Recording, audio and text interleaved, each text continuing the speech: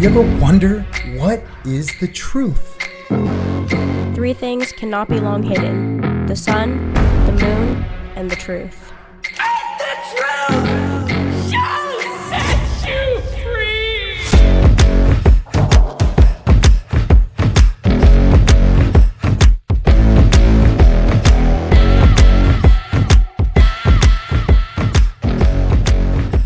All right, so we have some new listeners now that we are on the Lead Network. Same stuff, same content, same people. We're going to be doing just video now, and we're going to be on YouTube. We're going to be on, what's the other one? Rumble. We're going to be on Rumble.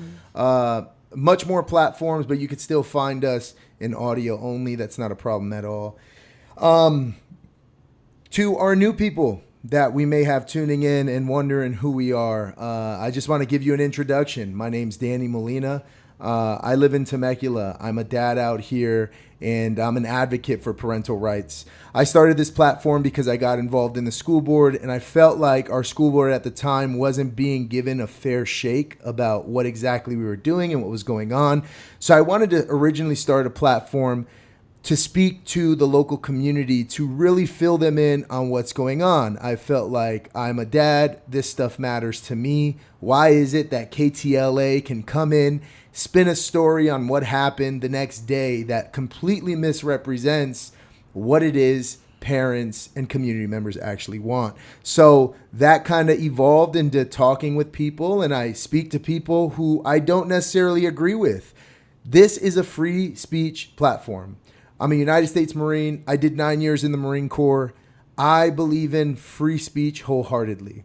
I sit across from people who say things I don't agree with, and I don't push back on their ideas much because it's not my place to tell them how to think, just like I don't believe it's theirs to tell me how to think. And at the end of the day, I think a podcast is intended for the listener to make that decision. So that's what we do. We sit here and we talk about local stuff. We talk about cultural things, and we talk to anybody. This is basically a free speech platform, which is where we came up with the name Point Blank Truth. So yeah, Danny Molina. Hey guys, this is my face. Good to see you. If you've been with us, thanks for sticking around. And if you're new, we hope that we can give you fun and engaging and interesting content. Cole. Hi, I'm Cole Everyman. I'm also a local parent here in Temecula. I'm also a volunteer and an advocate, special needs parent to be more specific. I'm also a Marine Corps veteran's daughter, so we share that in common as well. I've been a part of this movement for a long time, mainly behind the scenes. When I see something, I say something, and it's just gotten to a very polarizing setting here, an environment in our community, and we're just pushing back against that. And the biggest thing that I'm always going to stand for is truth. So that's what we're here to do. Hell yeah. All right. So today we're going to talk about our July school board meeting. Yes. The regular meeting. Yes, the Tuesday 22nd. And yes. You and I will be meeting once a month. Yes. Preferably the Thursday after the meeting to discuss the meeting. Correct. And then our content on the Lead Network will be out that following Friday, just so you guys know. So Cole, I think you take extensive notes. I loved having you on the last couple of episodes, and I love how you do things. So I want to let you run the show here. Awesome. Go ahead and tell us where you want to start about Tuesday. Sure. First and foremost, we want to congratulate Ms. Melissa Chai for being the first ever student board member in Temecula's history. So congratulations to her. She seems very articulate, very self-controlled, very calm, and it really feels like she's going to be able to bring a voice for the students. And I think that has been lacking, and I think it's going to also just change the decorum of the board as a whole. So congratulations to her. We're very much looking forward to hearing her perspective and seeing how she can contribute to our community. So she actually gave public comments at our board meeting, and I wanted to share that with you guys. So check it out. Thank you all for supporting me here today. If you guys see these three lovely women in the front, this is my sister Annie, and that's my mom, and that's my aunt. And I couldn't have done this without the support of my family and my friends, my educators, my mentors, and all of the community members. I've received a lot of support during my campaign, and since I've been elected, and I'm just really, really grateful for this experience, and I hope that I make you all proud. Thank you. Thank you. Melissa, welcome. I'm excited to hear your perspective. You seem very articulate. And I fought for you to be up there because I think that students deserve a voice. And that's awesome that your parents were able to be there for you. I'm sure that was a very proud moment for you. And congratulations. You are the first. And it looks like you're going to set the tone for everyone after you. So I'm excited to see how everything unfolds over the next couple of months. Me too. Congratulations. Yeah. History in the making. It's awesome. Let's see here. So one of the first orders of business that got brought up that's kind of been somewhat of an ongoing theme is this specific contracted employee that used to be a TVUSD employee on site. She's now remote because she's the only one that has the expertise. So Arce was able to speak on it, and so was Lash. I just really appreciated more of the transparency and explaining it more in depth so that we could kind of put that to bed. She's the only one that can do the job that they currently need, especially with this new pilot that they've been working on with new data. So she's the data expert, essentially, on being able to handle the old way that they were doing it and what they're trying to transition into. Otherwise, they would have to pay a lot of overtime for employees that don't know how to do it to begin with, so that wouldn't help anyone. And then hiring somebody that doesn't understand the current layout of how we deal with our data versus what they're trying to convert it to with new software or something of that nature. So I just appreciated that we can kind of put that to bed already. She's an expert. It's not a permanent position. She's remote. Obviously, she's out of state now. She's in Texas.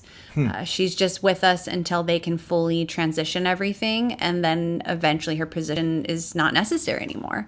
But she's the only one that can do it. So it makes the most sense. Why would we hire somebody on a bizarre salary where they don't even have job security because their job isn't a permanent position to begin with?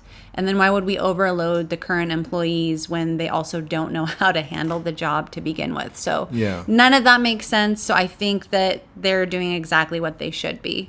One of the big topics at the beginning was AI, Magic School, that we have a contract with.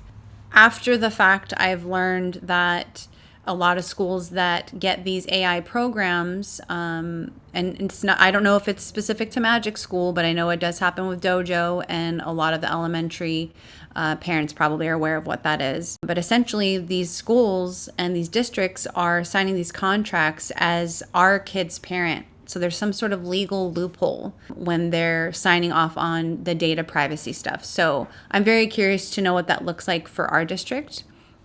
Because I wasn't aware of that until recently.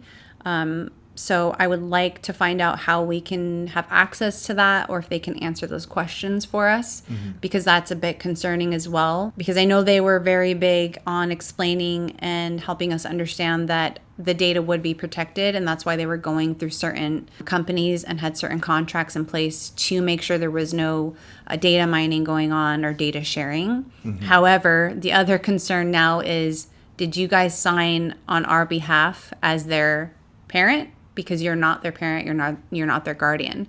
So I'm just curious to know what that loophole is and if it applies to AI Magic School or not. I don't know. I want to just completely blanket statement this. Everyone that spoke on this topic is right. So everyone's opinions, everyone's concerns, everyone is valid in all of this because it's new technology. As far as how quickly it's advancing, right? We've had AI for a while, but the fact that it's been in the schools, and that was something I appreciated the transparency on with Dr. Velez, is she made it very clear we've already had AI. Even something as simple as a Google search, right? Using that search engine, there's AI capabilities, there's AI tools on that. Right. So our kids have already been exposed. And that's, when you're in public school, that's going to happen. Yeah. We can't stay away from it because it's the future. And so I agree with people that have said, hey, we're already behind. We need to stay with the times and prepare our kids to be able to use this technology so that they're not further behind for careers or college or what have you. Yeah.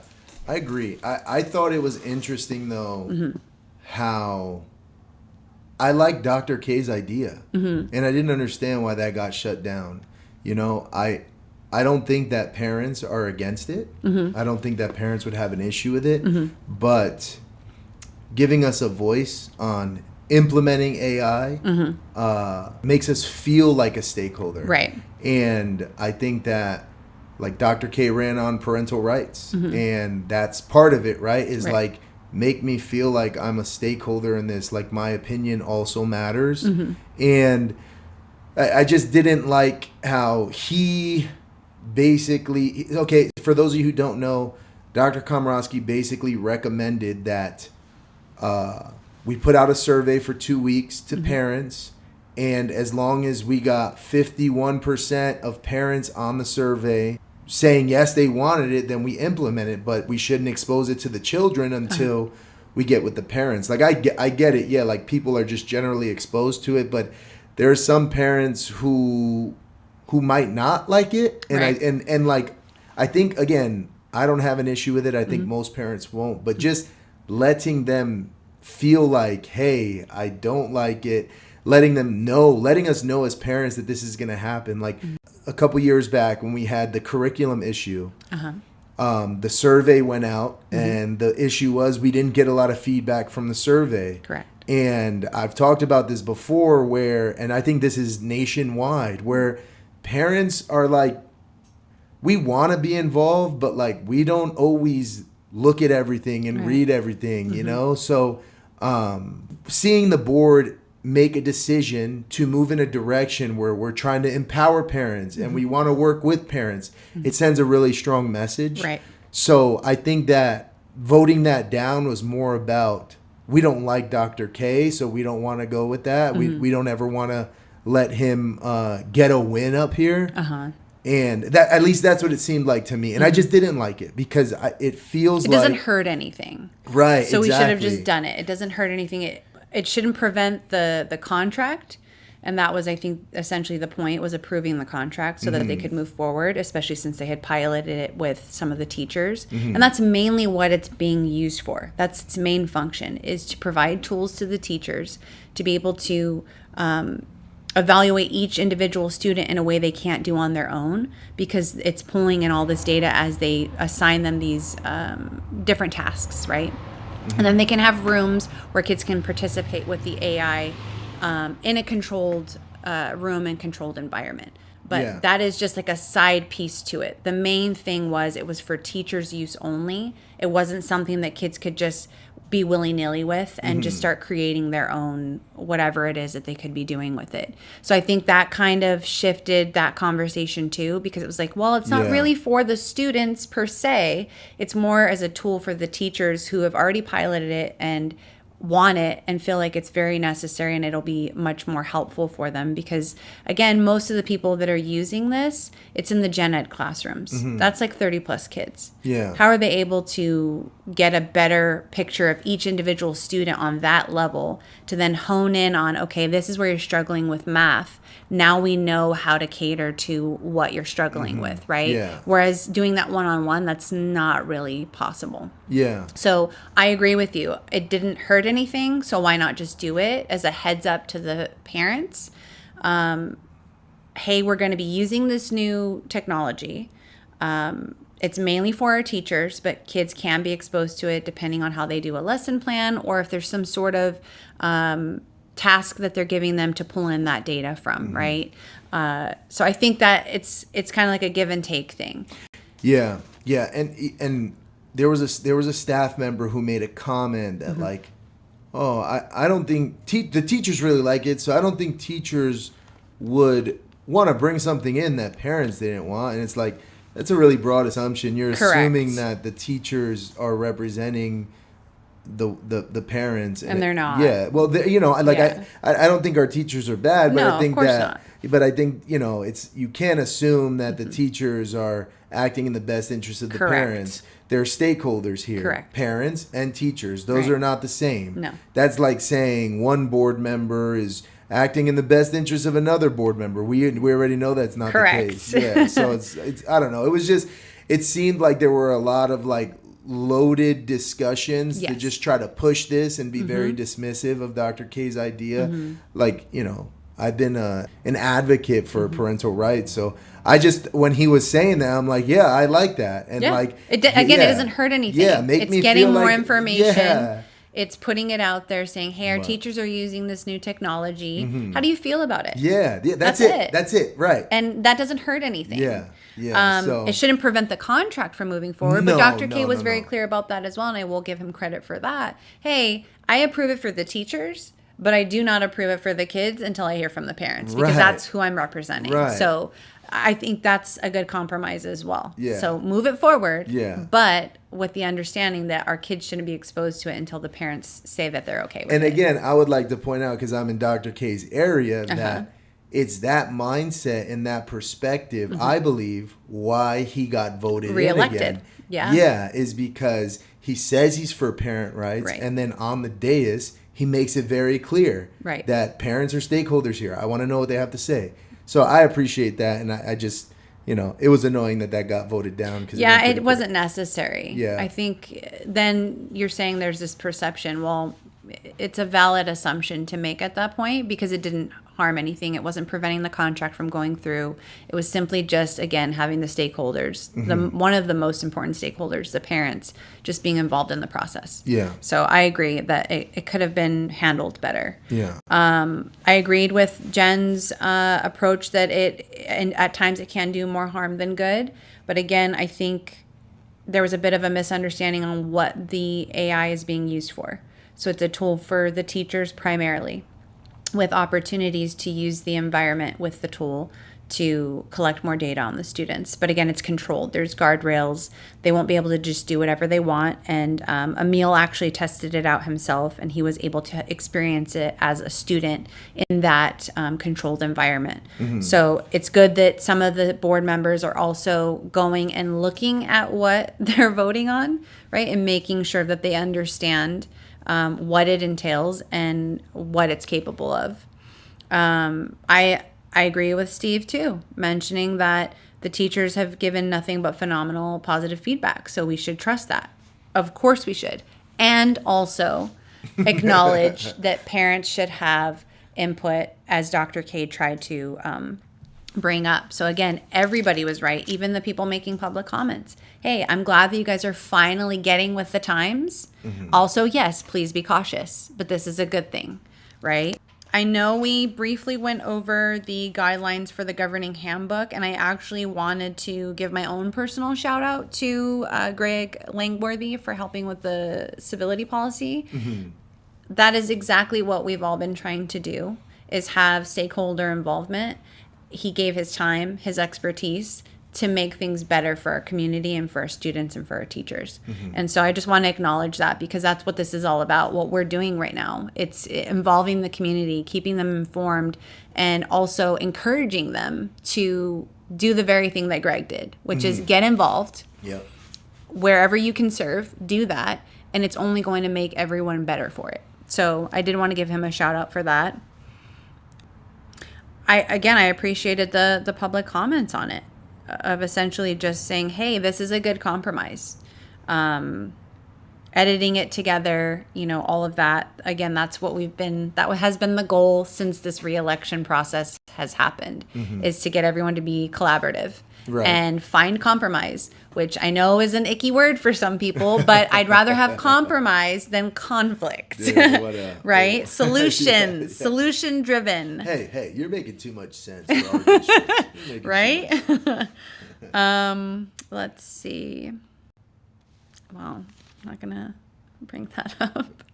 What is it? Just the whole CRT mom got mentioned in the comments during talking about the handbook. Yeah. We didn't know it was her until she came up later or shortly after. And then that became like a smear campaign essentially on the podium. You know, I mean, I don't want to. I guess we'll talk about it now. We're talking about it. Okay. Right. I mean, well, it's just who was to know that then yeah. the next thing would happen. So. Yeah, yeah. For our viewers, if you don't know, we had somebody come to our school board from Florida who is an online person. She's very active. She has a lawsuit in California herself, and she goes by CRT Mom.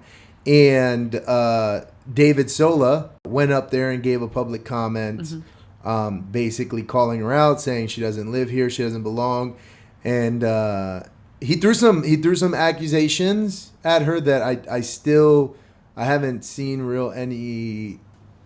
You know, I don't know where they're coming from besides him. I'm not sure him either. saying that. Yeah, just hearing those and I'm comments. not saying I don't believe it, but I don't want to talk about it because we're not here to spread misinformation until we have more information. Right. And more you know, context. and that lady's not here to defend herself or whatever. So, but I will say this, that one of the biggest things as far as the CRT Mom, Chelsea is her name. Right. Chelsea. Yes. Does she have a right to go to a school board in a district that she doesn't live in? Some people say no. You know, I say yes. I think our school board, it's public comments, not community comments, not parents only comments. Right. It's public comments. And it's my understanding that during Emil's campaign, he had reached out to her for help and things like that. Yeah, that's what she alleged and stated in her comments. And then, you know, you guys have seen this on TikTok, on Twitter, this whole thing. Yes, the infamous, unfortunately. Where Emil's smiling at her. I think it's pretty clear. You see when she's up there, like, she kind of touched on it, like, oh yeah, you called me and you asked me for advice. I think that gives her even more of a reason to be able to come out here. Yes, because she kind of was involved in some form of campaigning or advice or whatever her role was. I scrolled through her social media and she actually used the clip from our podcast with him in one of her posts. And it was interesting because I have to kind of agree with her. Like she's making some good points as far as like, She was contacted by Emil for help during his campaign, and then he put out that post about how the parental rights thing, we should celebrate this, and she disagreed with it. She disagrees, and she claims that Emil blocked her. She tried to reach out to him, so she showed up here to like say, hey, this is what's wrong with that, you know, and it's like. You know, if we're going to talk about like who's inviting this lady, well, I don't think anybody invited her. I think that she felt like there's this guy who got elected who's misleading his community, who's not representing what he said he represents, even to me personally, like from her perspective. Right. But again, I don't know. I think but the big discussion is like, you know, do outside people get a voice in a district that they don't live in, that they don't have any stakeholding in, and my argument is, and always has been, yes. Right. Anybody can come and speak. Somebody tried to like check me on that. They try to say like, oh, you weren't saying that before. And I just want to clarify. Outside agitators is different than someone coming and making a comment. Yeah. I'm okay with our rights as citizens, whether we live in a place or not. I don't know why you would want to do that, but at least she has more context and reason, right? It's reasonable to want to come and talk, regardless of what her issues are with any board member.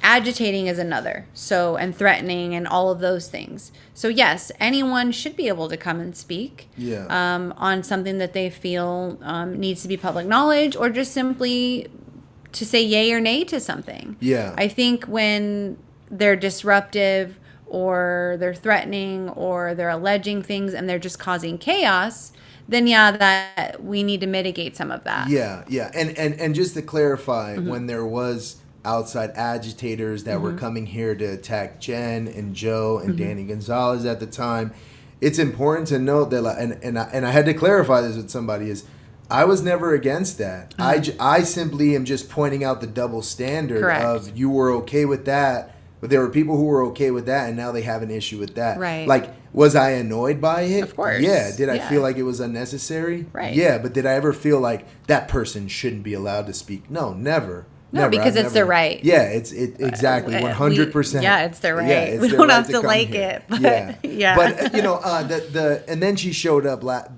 the next meeting, The special following meeting, yeah. And I think that one The was a workshop. little iffy. Yeah, it was Yeah. a workshop, Yeah. and then I don't really know if that was the right time or place for her to continue her gripe, her attempt yes. to But I don't like how her mic it was like cut off. It was like, no, you have to stay on topic. But I wasn't in the room. I watched it online. Right. When you cut someone's mic off, it's very difficult to hear them. Right. So as like somebody who was trying to watch it objectively, I have no idea what she was saying. So I don't agree that her comments weren't on topic because she The wasn't public even couldn't given hear yeah it. she wasn't Yeah. even given enough time for you to prove that. And I think that like cutting her mic off and causing that scene and her leaving and like just it was more chaos than needed than if 100%, because it was a workshop about business Yeah. and moving the needle, and it was so productive and wonderful, and then just yeah crap at the end. where I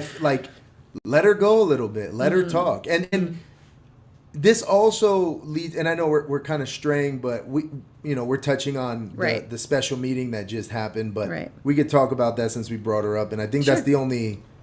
Was there anything else on the special meeting that you wanted to talk about? no, Or because Okay, it was okay, so yeah. productive Yeah, yeah. and wonderful, and I was just like, gosh, finally we're moving the needle. We have a plan. It's a 10-year plan, and then it just kind of got overshadowed by the very end. Right. My thing is, well, there was something. Melinda Anderson wasn't there, which kind of Yeah, and bothered me I a would little like bit. to know why. Yeah, because normally they She's say the like- president. yeah. She's supposed to be running the meetings. Yeah, so that was the first time Emil was acting president, really, and then he just cut that lady's mic off. Like I think back to when Joseph Komorowski was president, and he would just sit there and take it, and people would go up there on agendized items and just barely skirt the agendized item To be able to bash bash. Joe and Jen, and they Right. would just sit there stone faced, like, and just eat it, and it's like what I saw this past Tuesday made me appreciate Joseph more. It made me go, man, like,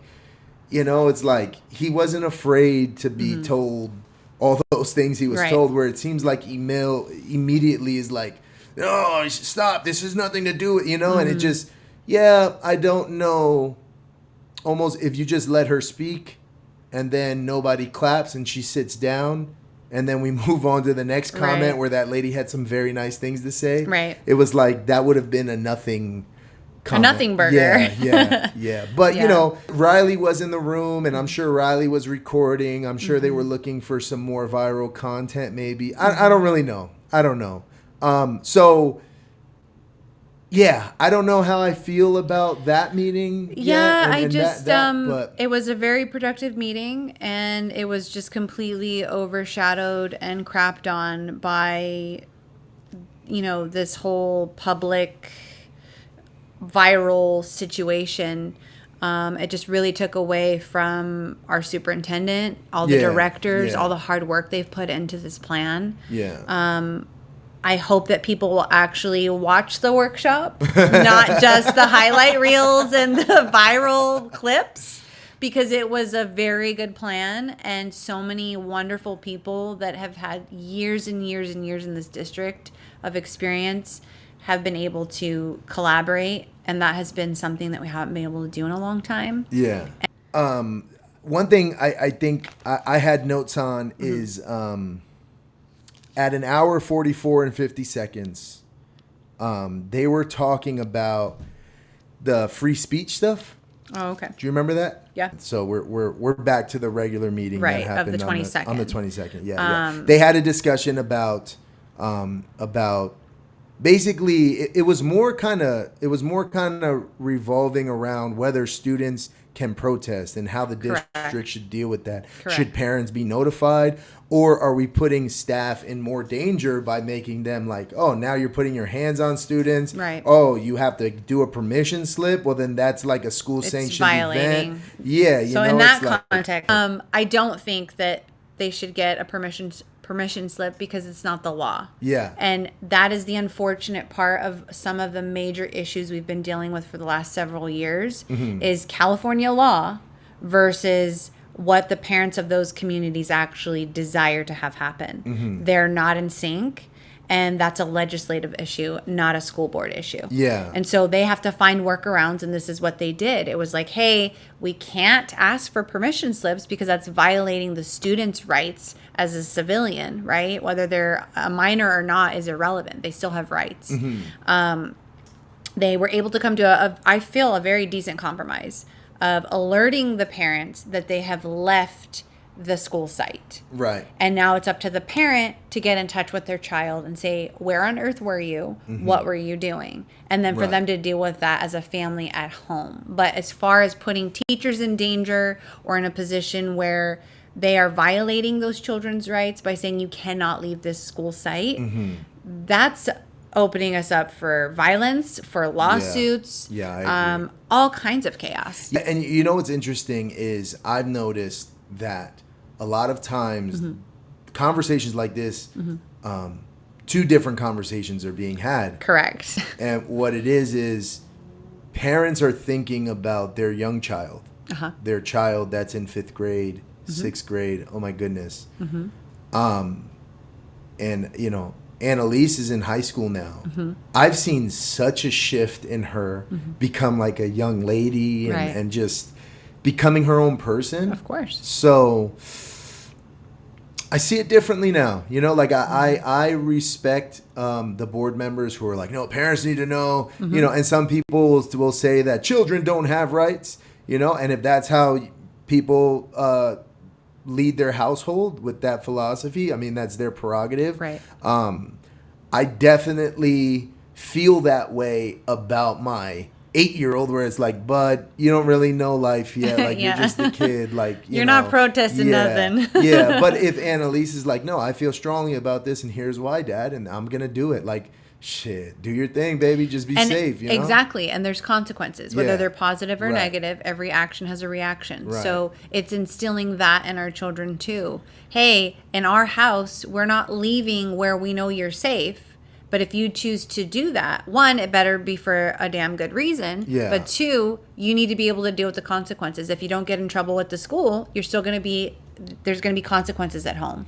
Yeah. Because so, your safety is also an important element Totally. to all of this. And I think that's one of the biggest and main reasons why parents are so concerned. Yeah, right. Because it's like, if they leave the it's a school, safety thing. Yeah. Yeah. my Them kid's one- on their own. Yeah. Yeah. And that know, whole liability thing too, because that got brought up as well. And it's like, well, who's liable at that point? Well, technically the parent, because the parent was alerted that their child left the school yeah, site. that's true. That's true. So I appreciate that. Like, yes. the school lets me know, but I know Now it's on the parent. I know in my case, I like to think that, you know, my high school kid who wants to do a student walkout. Is gonna tell you about it. Yeah, I'm going to know. Absolutely. They want to do it. Yeah, just be safe. Do your thing. I'll go pick you up and Right. we'll skip school together. Right. You know?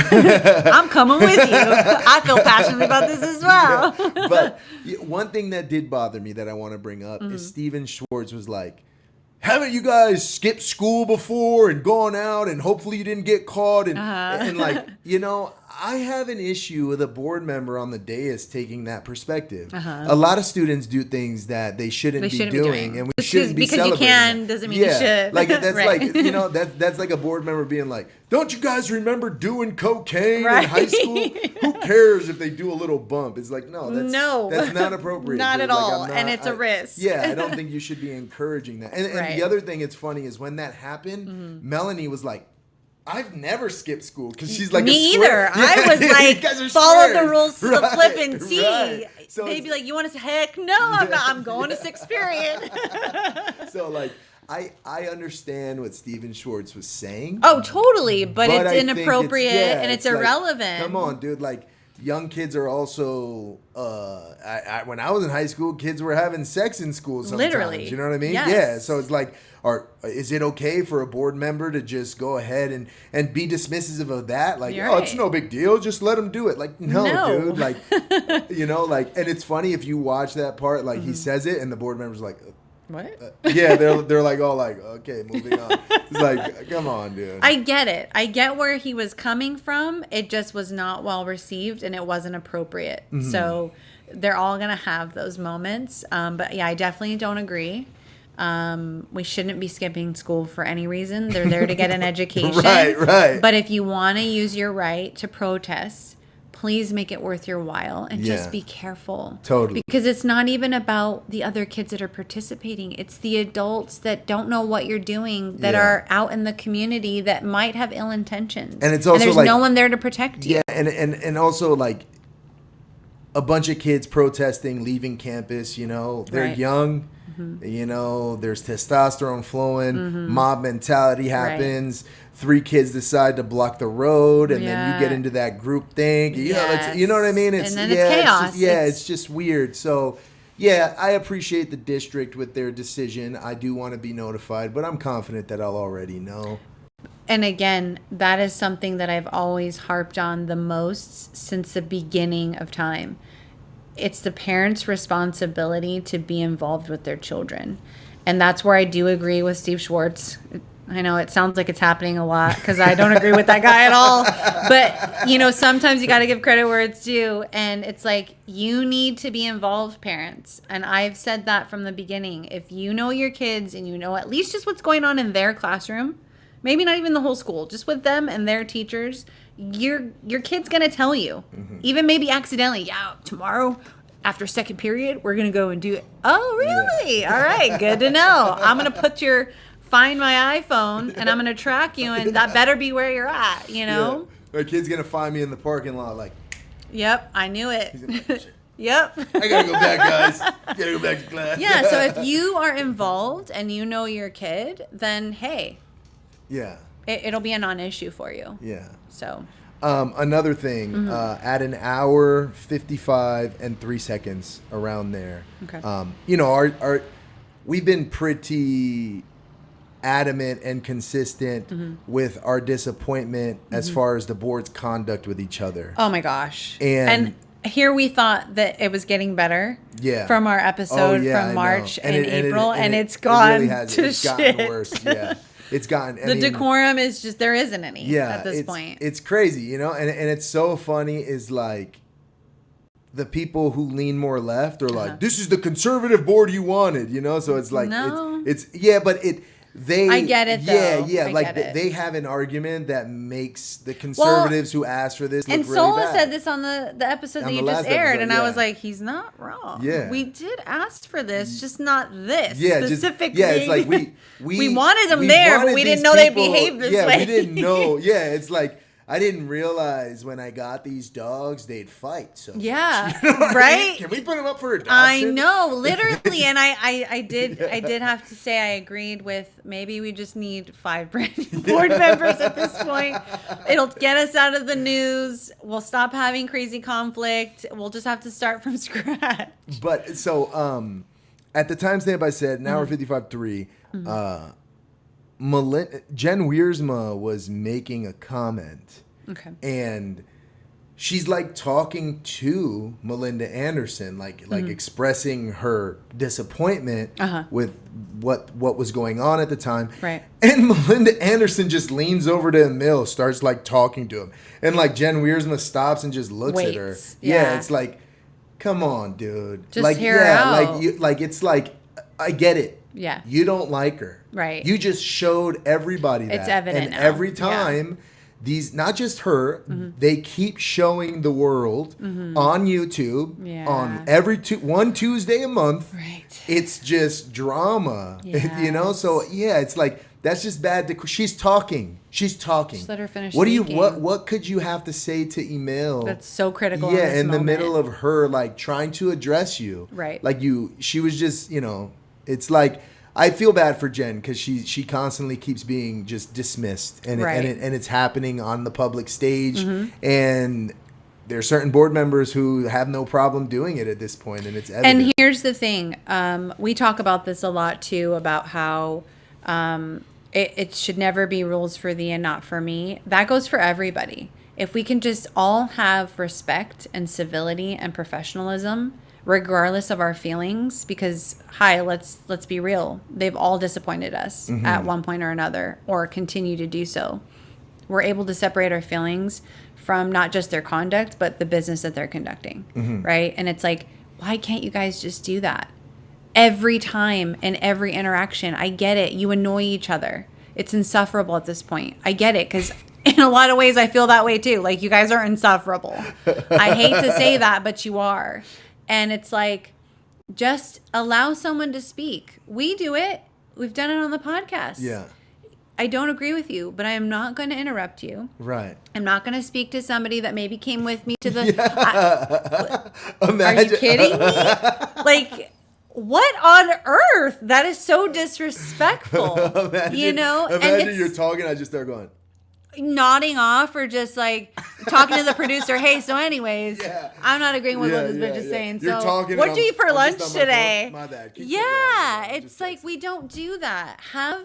Have some decency and some self-respect, right? Because it's only showing who you are, right? When you are behaving that way.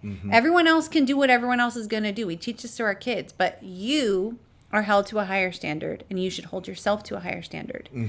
And always conduct yourself that way, regardless of what's going on. Yeah. And they cannot do that. Yeah, I totally expect the board members who are elected officials to hold themselves and be held by the community to a higher standard. And you guys are missing the mark. Yeah, totally. When you're a regular constituent, you want to get nasty and get ugly. It's your prerogative. But when you ask for people to vote for you, and then you're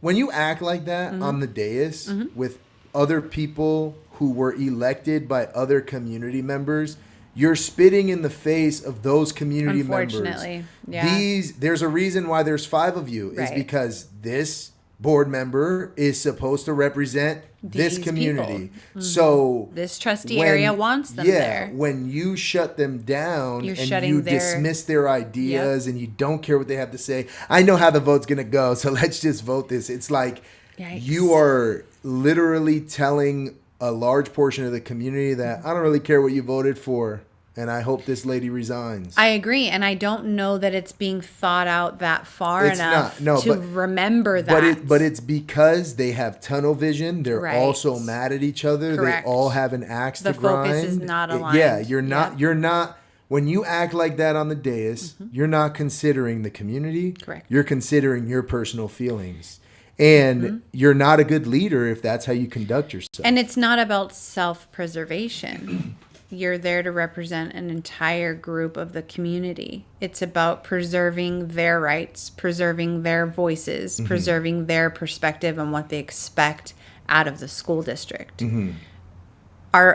We take a back seat. People in those positions take a back seat. It's not about you anymore. That was the whole point. Yeah. To get that whole community behind you to represent them. Yeah. Not you represent yourself off of their backs and their hard work of getting you in there. Yeah. Right? It's completely backwards. And that's not to say that was the intent. That's just where we're at right now. Yeah, it's what's happening. Yeah. You may not be intending to do it. But we're here, guys. Yeah. And it's bad. Zoom out. Yes. Zoom out. Or just maybe watch 1 or 2 meetings after they happen. And then go, oh my gosh, that was my face the whole time? Holy yeah. shit. You know how many times I'm editing a podcast and like, oh geez. Wow, I gotta edit that out. Horribly. Yeah. Me all the time. I've done it today, guys. We have our flops, and that's okay. We're human.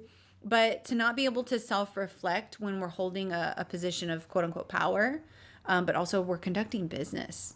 So when you're on the dais, you're not Jane Doe.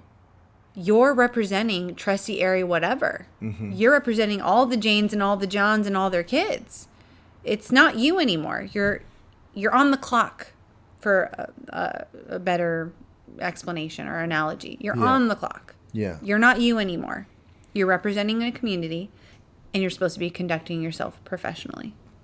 It's really that simple. I agree. I understand emotions are high. allegations are all over the place. There's a lot of disrespect. But again, it starts with all of us, each of us individually. If they're acting out of pocket, it doesn't mean you join in on that. Mm-hmm. Be above the fray. Yeah, definitely. And you know what? And we're on that topic. Mm-hmm. We said in a previous episode about Jen Wiersma's body language. She did much better this board meeting. I feel like I felt like she had more self-control. She was more composed. Because another thing that happened that I got here is at an hour 59:25 seconds when they were talking about the Constitution stuff, and then right away Stephen Schwartz is like, well, and I just want to say that me and Emil are going to work on this. We want to work on this. And then Jen was like, well, I'm the one who brought this forward. Like, I wanted to be able somehow. to work on this too, you know? And like, she kept herself very composed because I would have been pissed. Yeah. And then Melinda Anderson's like, oh, well, you know, we'll give you some task. And it's like, and you know, you can see it in her face that she was frustrated. She feels like it's belittling when you treat somebody like that, dude. You don't treat people like that, and and they just don't have any. And issues they're just forgetting that they're not just before the audience that's there. It's on the airwaves forever. Forever, right? It's that's forever, guys. That's a good point. You're on camera, and it's like, just pull back a little bit, like you said, zoom out, and just do a little bit of self-reflection. And just have a little bit more composure. We're human. I get it. We're all going to screw up. We've all done it. But to consistently not meet the bar of your own standards that you set at the beginning of all of this, you're just doing yourself and everyone else a disservice at this point. Yeah. And, you know, there's a couple other times in that meeting and in previous meetings, I'm sure we'll continue to see it, where I'm trying to not have this perspective where I like these board members and I don't like these board members. You can't. I try to, like, it's easier when I'm home watching it on the TV because I'm just watching the meeting and they're conducting business. And I keep seeing an attempt to just shut down Jen and Joe. Like, nah, we're not doing that. This is dumb, you know? And unfortunately, it's become so blatant that I think it's a very fair assumption. And if that is not the intent, that's why I'm saying watch some of these. Zoom out. Look at what you're doing. And go, whoa, it does look like that. Yeah. And I get that because we're that way. Like, I don't care what your perception is. I know the truth. God knows the truth. Like, I know how I conduct myself in my private life. But at some point, if there's a consistent behavior that you're not intending for it to come off that way, that's on you to fix and adjust to. Yeah. Right? If you don't want that perception to continue being as such, right? So it's like, yeah, if that wasn't your intent, then stop behaving that way. Right.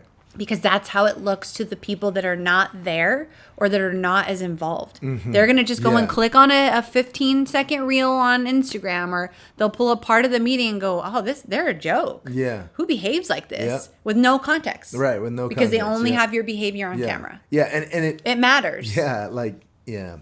And it's interesting because I know now the next time we have, like, local politicians on and we can talk to them, I'm going to ask different questions. Like, I don't care where you're from and who you are. Like, you can do your elevator pitch later. We need to know if you can handle Let yourself. me give you a scenario. What would you do in this scenario? You know what I mean? Like, no, what would you really do, though? But can we act it out? but at least we have something then to hold them accountable. If they're conducting themselves different on the days, we can be like, hey, you remember this clip? Correct. I asked you about this very thing, and look at what you're doing. That's fair. Yeah, because you were given an opportunity. Yeah. Have that in your mind too. Yeah. Well, hold on. What have I already committed to? Because I am a public figure at this point. Whether you like it or not, you are. Right? Yeah. What did I commit to? What standard do I want to hold? And then speak. It's this beautiful thing where you can actually think before you start moving your mouth. Can I? You know, it's Dude, I'm the worst at that, let me tell you. I'm the best at it, so we're balancing each other out. Fuck you. In my mind, like, do that in your mind. If you need to have your mother effing moment, do it in your mind. Yeah.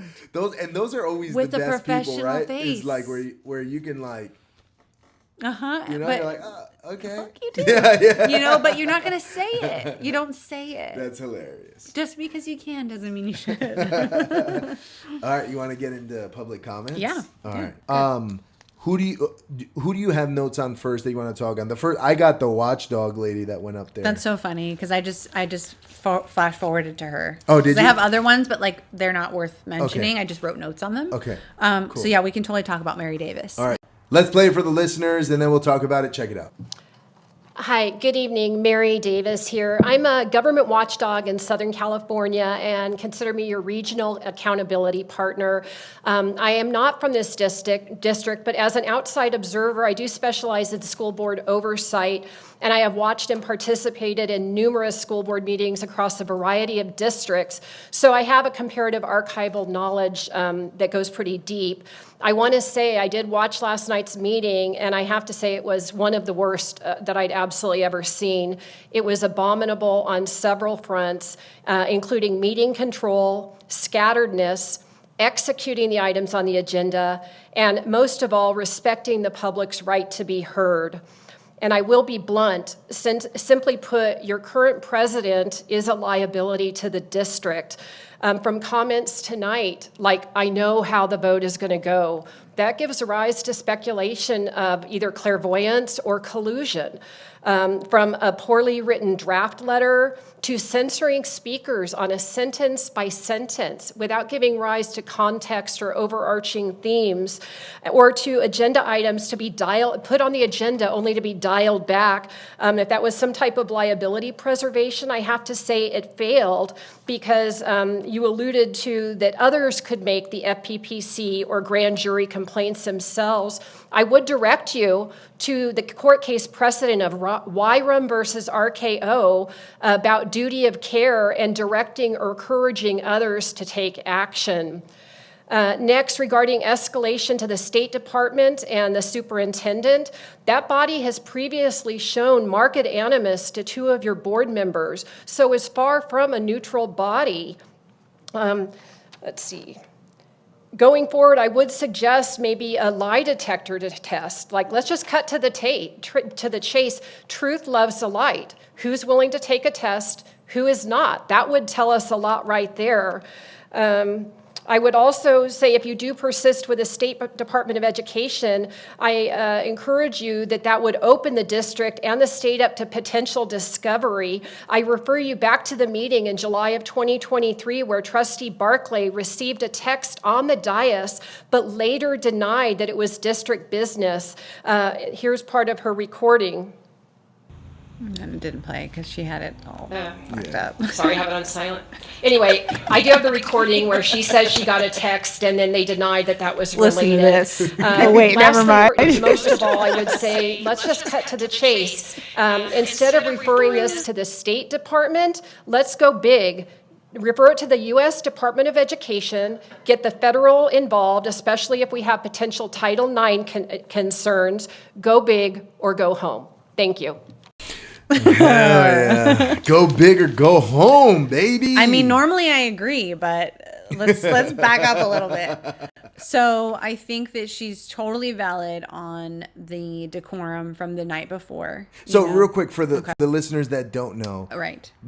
We're not talking about this is a regular board meeting, regular July board meeting on a Tuesday. The night before there was a special board meeting that we haven't even talked about, right? Just because it was a nightmare, yeah. And also there's still kind of there could still be some pending litigation. I don't even want to touch it. You know, we're not gonna touch it. Yeah, but I feel like she's absolutely right with her analysis of that. Correct. But so just for context, that's what she was talking about. So please go. And I agree with her with the context of the night before.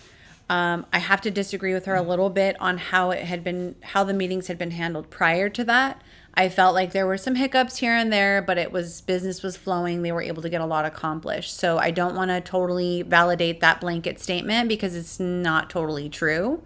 But the night before, 100%, it was a train wreck, to say the least.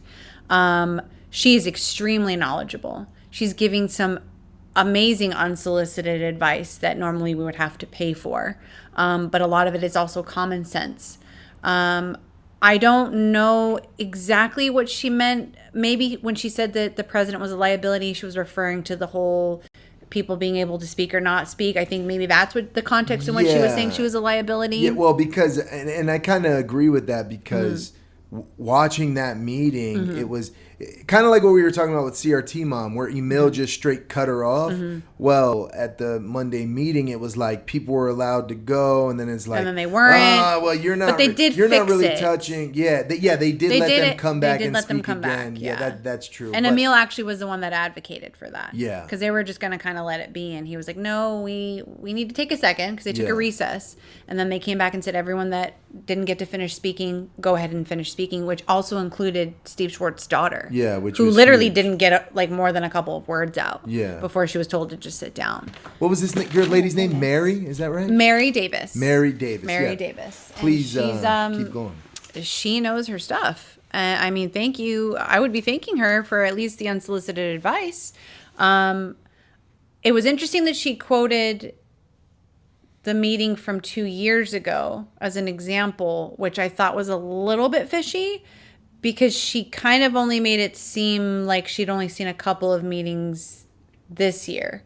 So how do we go from speaking to this is the context I have for 2025 and then referring back to something that happened in 2023? So that's a good point. Yeah. That's a little fishy to me. Yeah. Maybe well, I'm not. She was bringing up a point that was a big deal that we still didn't get any answers on. Right. From someone who's not a board member anymore. Right. I'm getting the text right now. Right. Exactly. Yeah, so, and she's not wrong. That is what happened. Yeah. But that does. I'm like, wait, what? You're right. I didn't even think about that. Yeah, that does allude to like somebody who is in the know out here is kind of like feeding her the info or asking her to giving her layups. Exactly. Which, I mean, there's nothing wrong with that. It's the truth. Yeah. I think it's a little extreme to get the feds involved. I don't think it's that serious because I'm all for go big or go home. I'm an all or nothing gal. But I think we need to just backtrack a little bit. I don't know if the feds need to be involved, but we definitely, I agree, we have to have investigations that are outside of our body of administrators, the cabinet, the board, people that are not tied to our district or anyone in the district. Mm-hmm. It really does need to be something that has nothing to do with us, has no issue with, it doesn't take any issue with relationships, because she did mention one of the bodies that they want the investigation to happen from favors other board members over others, right? Mm-hmm. In past events, experiences. So that's already a biased investigation. She's not wrong. Yeah. That's true. Yeah. So it's a mess. That's all I can, it's just a mess. When she feels compelled, whether she was fed the information or she just felt on her own volition, she's going to come and just like try to help this. Word, dude. Volition? I'm gonna write help that this one situation. Down. Like, great, good on you. But like, holy smokes, it's so bad that this government watchdog has to come and coach our board. Yeah, and she's got the camera on her. She's honestly, legit. She's like, I'm covered. I've seen her on social media. I think I have too. She looks familiar. So, yeah, I got her contact info. Oh, right on. So, hey, I'll reach out to her, see if she wants to come Mary, and talk a little bit. Miss Davis, I would love to talk to you. You're extremely knowledgeable, so I would love to hear her insight, not just more context from that night, but just overall, and her experience, what she's seen. Yeah, I think it'd be cool. Free advice. Yeah. Board members, listen to the podcast if we can get her on. It's free advice. Free. Who else did you have? I happen to like Kenneth Prado a lot. Okay. I've been to events that he has in the past. He's an amazing speaker. He's knowledgeable. He's an advocate. We align on pretty much everything when it comes to our morals and our beliefs and our values and all of that. I did appreciate that although he was coming to kind of contribute to the chaotic back and forth that's been happening between board members making comments and then the public having to come and defend whomever it is. In this case, it was Pastor Tim Thompson. I will say I appreciate that although he did come with his own agenda to defend and to give his point of view, he did it so respectfully, so eloquently, so kindly and graciously. And I think that's a great representation of Christianity. And I'm not trying to make this like a religious thing, but he just really represented what Cut her mic. Cut her mic. Free speech, free speech. You're violating my free speech. But he did it in such a professional, calm manner. You can't help but respect whatever he was saying, whether you agree with him or not, or you share his beliefs or not. He came in so calm. That rarely happens when someone's coming to defend a hot topic issue or hot button issue or something that they feel really passionate about or offended by, right? Because he made it clear, I'm not cool with this. I am offended, but I am not going to come at you in a way that's not going to be productive. Yeah. So I just want to shout out that, not necessarily the context of what he said, but just how he said it. Yeah. All right. Let's check that out real quick. Hey, good evening. I'm here on my own capacity tonight and not as a governing board trustee or a delegate for CSBA, but on my own behalf. I want to piggyback off what the gentleman had said earlier that words do have consequences. Believe me, I know. I've had derogatory and inflammatory comments against myself and my family. But I'm here to hopefully bridge together a gap, and I know that in able to move forward, apologies need to happen. What was said at last night's board meeting weighed heavy on my heart, not just because of the words themselves, but because of the spirit behind them. A trustee made harsh, personal comments about a local pastor, a friend of mine, who has served this community faithfully for years, a man who has walked alongside families in their biggest celebration and their darkest moments, including the passing of one of my biggest supporters and a man who gave me wise counsel. This pastor has stood firmly for parental rights, for protecting the innocence of our children, and for holding institutions accountable when needed. To speak against someone like that publicly in a position of leadership was not just wrong, it was hurtful, not only to him and his family, but to the many people in this community who love him, lean on him, and look to him for spiritual guidance. Words can wound, and in today's world, words can also provoke harm of places at worship, and we should be careful about that. He also made remarks about two trustees, both friends and colleagues of mine because of their conservative values. You mock the public who supports them, calling these who come to speak flying monkeys. I do understand the reference, but there are some that maybe don't. However, let me say this with a heart of reconciliation. Those trustees are my friends. I stand with them. And I ask you sincerely, were you calling the parents and the neighbors who showed up here faithfully to speak truth into space something less than human? Whether you meant it or that way or not, the term stung. And for many animal-based insults carry a not out of hate, but out of hope. I've shared time with you. I've eaten with you at CSBA. And I've spoken with you as you began your journey as a new trustee. And I believe there was mutual respect. We all fall short, but real leadership means being willing to say, I was wrong, and I crossed the line. I truly believe that for this district and for this community, that there needs to be true healing. And I believe this community needs an apology. The pastor needs an apology. And it's not to say that you're doing this out of shame, but you do it out of love for unity and healing and growth. And we all know that we are better when we disagree with grace. We are stronger when we speak with love, and even in our convictions. And to Mr. Schwartz, even though we may see differently on different things, sir, I thought, regardless of the situation last night, it was an honor to watch your daughter be able to finish what she wanted to say about her dad. Thank you, everybody. Damn, that was so cool. It's so gracious. Like, you can't help but respect it, whether you Yeah. agree with what he was saying or not. He came in so calm, so collected, and it did genuinely sound like it was from a place of love. Yeah. I do agree with him that we all fall short. We've seen that time and time again since this has all played out for the last couple of years. And I do believe that there does need to be true healing. That's what we've been advocating for this entire time, is to get to a place where we can collaborate, even if we don't see eye to eye on everything. So I agree with him on that front. As far as everything else, I understand, when you go to defend somebody that you believe in and they're being attacked, he has a right to come in and speak on that. Yeah. No. A couple things on his comments. I've had conversations with Emil where he talks to me about Tim Thompson, where he said, like, he's a pastor and he uses his platform a lot of the time to talk politics, and is like, what are you doing? And I agree with that. I don't know Tim Thompson like that. He's had me on his podcast. Oh, wow, I didn't know that. Yeah, I was on an Our Watch episode with Derek. And I've said it before that, like, I'm not his biggest fan, and Right. I don't even think that that's fair. I don't know him. He's had me on his podcast. I've seen him from a distance. He's always been cordial and respectful to me. You know, I just don't know him. I hear a lot of negative things from people. So that's my perspective. But I do agree with Emil, where it's like, yeah, I don't know how I feel about pastors, priests getting political. You know, but that was Emil's perspective towards me. And then Emil used his closing comments to give him airtime on the dais of our school board. And I'm like, dude, you're doing the exact thing you told me you had an issue with this guy about. And it's like, you know, so I agree with Kenneth because I don't even think that should have been said.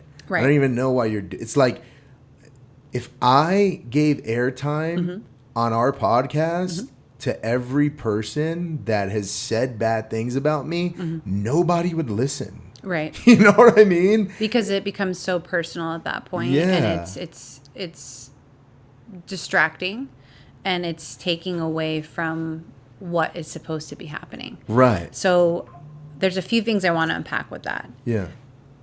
One, Emil has a right, just like all of us do, to say whatever he wants. Again, what I always say, just because you can doesn't mean that you should, right?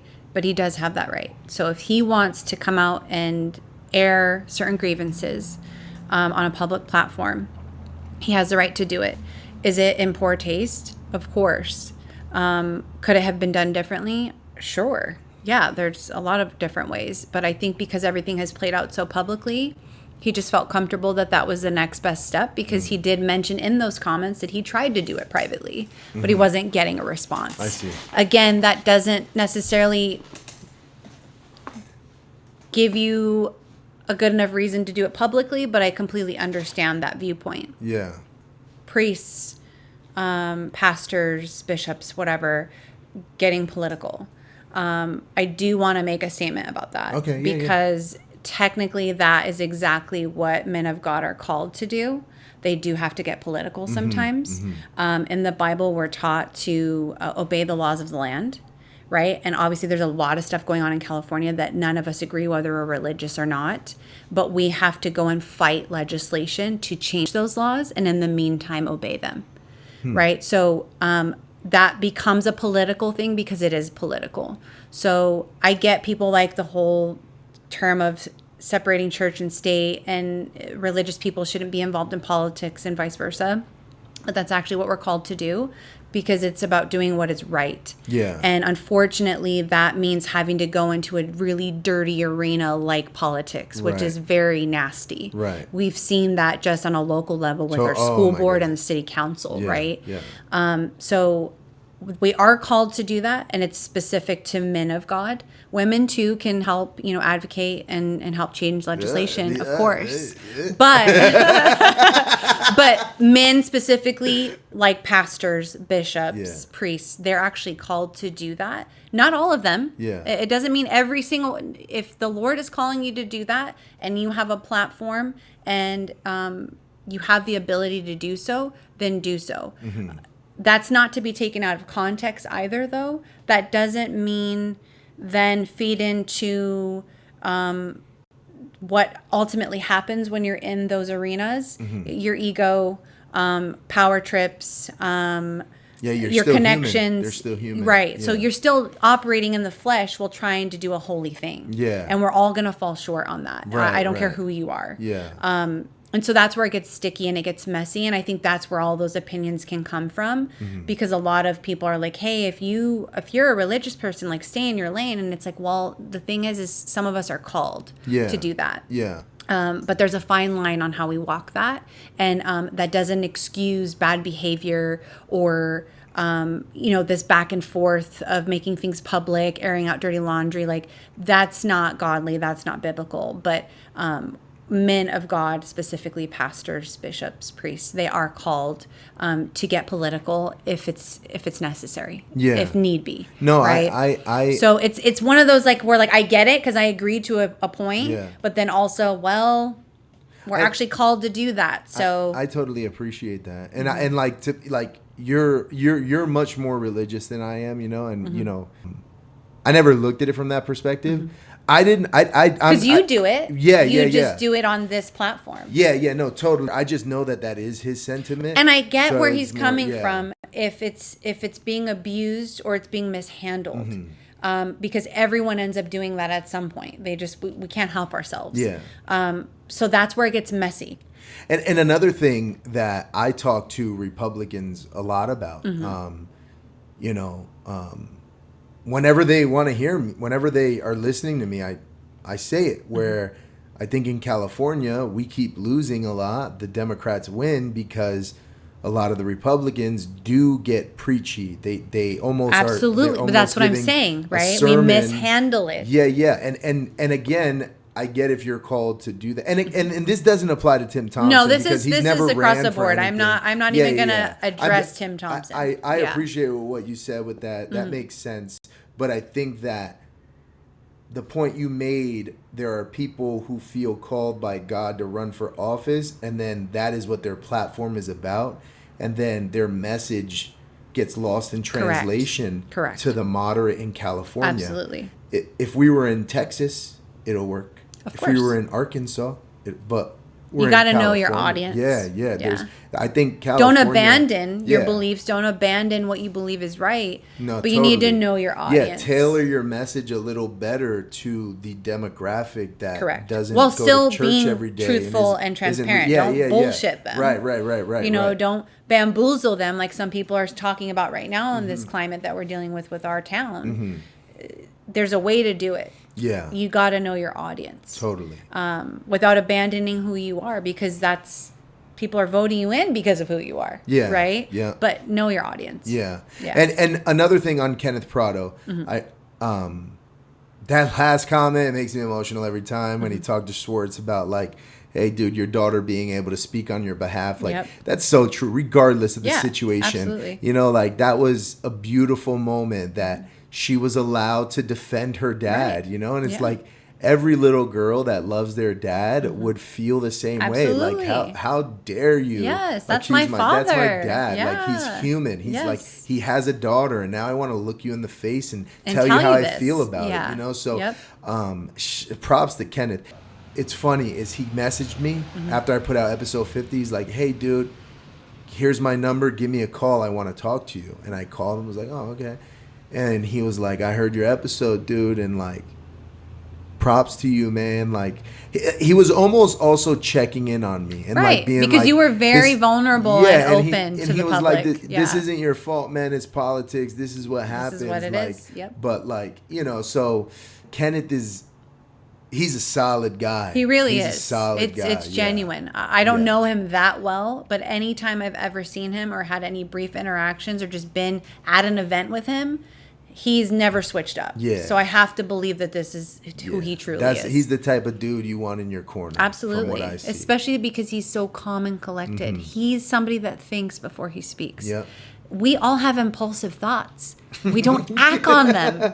We don't act on them. I got to tell you, sometimes I do. Sometimes and I get I'm not it. Perfect. But that's the thing, though. Like, he already said that. We all fall short, myself included. I've had my moments, trust me. Yeah. And I'm going to, I'm sure. Like, that's not foolproof or anything. Like, oh, well, from here forward, no, I'm going to screw up.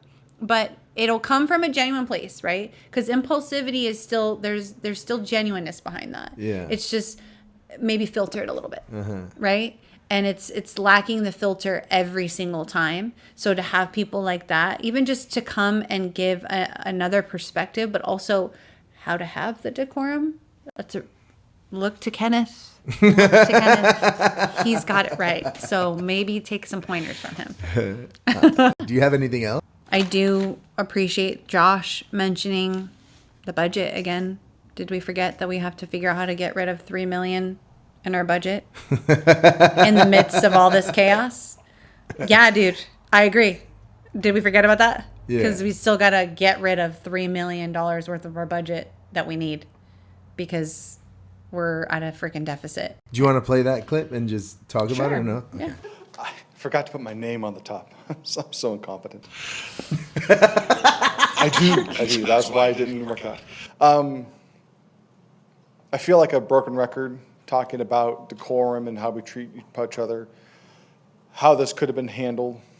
This is kind of embarrassing. I actually think the reason why tonight's gone so much better, I actually chalk it up to Ms. Chai. Yeah. I think her presence is a solidifying. I think we don't want to be embarrassed next to the high score. That's a good point. What we should be discussing, what we should be talking about is, I remember during Nicole's presentation a couple meetings ago, we need to cut $3 million out of the budget. When you look at, I just saw a CBS headline that said because of the ICE raids in California, that California is going to lose $278 billion of revenue. What do you think that's going to do to the tax revenue of the state? Do you think it's going to be better? We need to be discussing, do we cut people or do we cut programs? Those are your two options. And both of them hurt a lot. And instead of discussing trying to do the least amount of harm when trying to make the financial ends meet, we're having, what did ChatGPT call it? It was a conflict of credibility. Who do you believe? Whose story do you believe? Well, it comes down to who do you vote for? That's what it comes down to in this case. But frankly, I believe Jen. But I think the way it has progressed, once you got lawyers involved, once it became public, it took a hard nosedive off a cliff. I would just really love to put this behind us. Apologies to where apologies need to be made. And then let's just get to the business of the district, of being financially responsible, the good of the students, and making the job as easy as we can for the teachers and the staff of the district. That's what we should be focused on. Thank you. I feel like this is the perfect plug for Point Blank Truth, Josh. Because yes, that's exactly right. We need to focus on how to manage this budget. We're conducting business. We need to have fiscal responsibility. And instead, we're having this credibility game, this credibility chaos of just fighting and going back and forth. This he said, she said. He's right. We need to put all of this nonsense behind us and get back to board business. And he's right. Are we cutting people or are we cutting programs?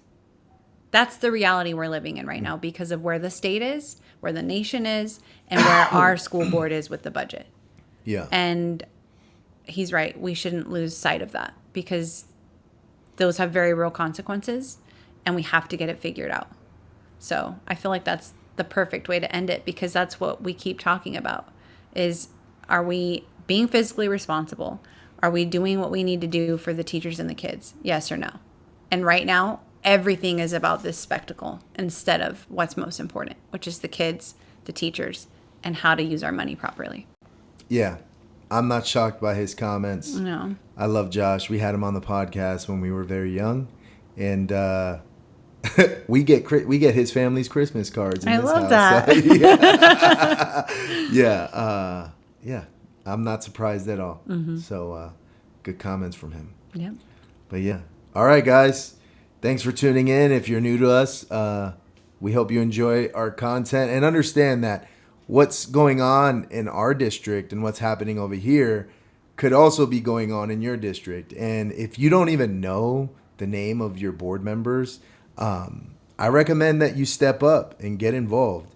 If you're worried about federal government, let me tell you something. Local politics affects you way more. Absolutely. You know, we shouldn't be arguing about Donald Trump and he did this and, Kamala Harris, Joe Biden. Like, get involved in your local politics. I'm a huge advocate for that. Step up. Say something. The person who is going to be the president when your kids are of age and adults is a school board member somewhere, is a city council member somewhere. And we keep talking about drain the swamp, drain the swamp. Well, we should, if we were really engaged in local politics, we would make that white belt level entry into politics the hardest point of entry. And we would weed out the bad leaders, the liars, the manipulators, and the bad politicians early. So I'm a huge advocate. step up, get involved. You got any questions about anything? Reach out to us. We're here for you. Absolutely. All right. We'll see you guys later. Till next time. Bye.